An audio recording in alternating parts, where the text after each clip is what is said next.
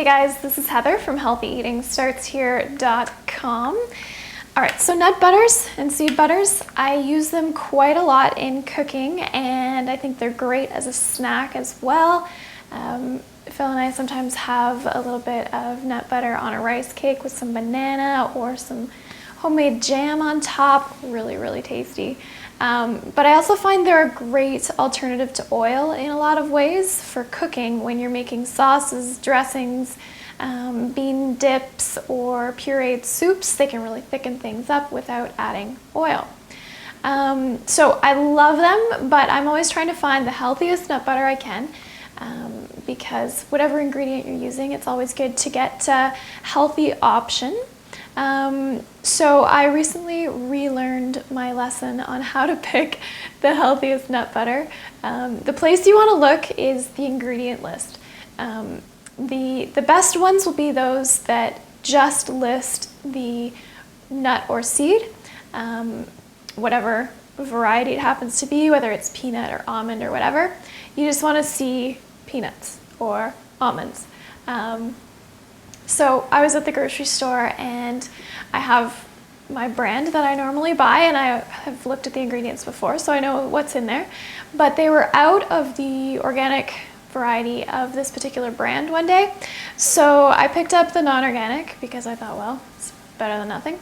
And I got to the cashier and I mentioned it to her that they were out of the organic and asked whether they were going to get some back in stock. And she said, hey, I'll go check in the basement and see if there are any hiding down there that just haven't made it onto the shelf yet.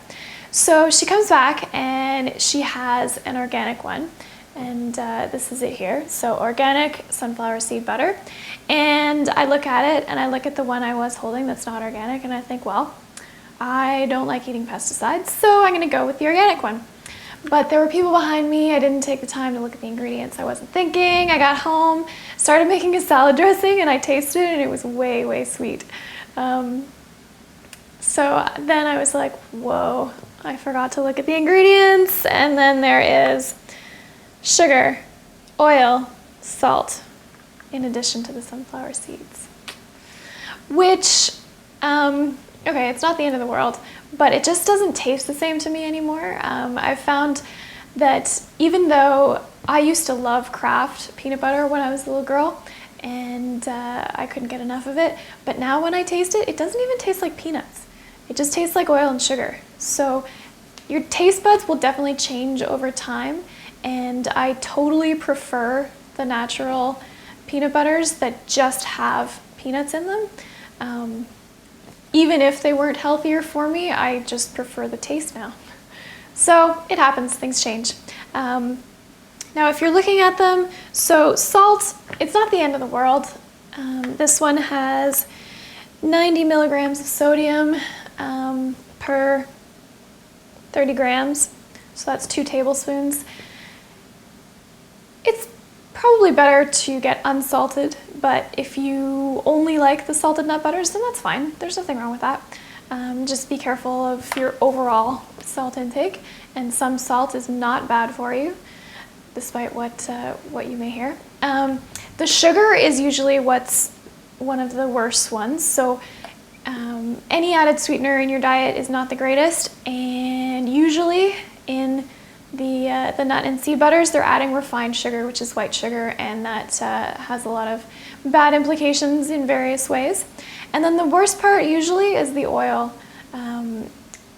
Butters from nuts and seeds are very fatty on their own, and so adding more fat to it isn't the greatest, and it's usually a highly refined oil or even a hydrogenated oil, which is trans fats. So they're not the best oils that they're adding in there. So you want to be careful of that. Always look at the ingredients, learn from my mistakes.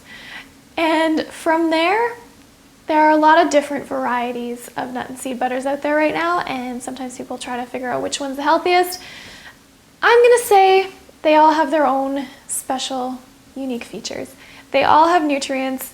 I wouldn't call one inherently better or worse than any other. Peanut gets a bad rap because it's a very common allergen, and it has a very strong tendency to grow a mold called aflatoxin, which, as you might guess, is toxic to humans. But there is apparently not that much in the peanut butter. What I would do is, if you're not allergic to peanuts, and if you eat peanut butter and you don't get any gas or weird reactions or anything like that, you should be fine.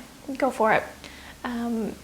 I personally choose sunflower seed butter because I like it, and I find it a neutral flavor, but it's still pretty tasty. So it can be really versatile. I can use it like a peanut butter sandwich, or I can use it like a teeny in a hummus. So I find it really versatile, and that's what I normally get, but they all have their benefits, and you can find all kinds of yummy options if you want to avoid peanut. There's almond, cashew, macadamia. I've seen lots of blends of different nut butters, which sound really awesome. So it's up to you, and the healthiest one is just going to be the one where all you see on the ingredient list is the nut or the seed. And dry roasted is best because that means they don't use oil in the roasting process.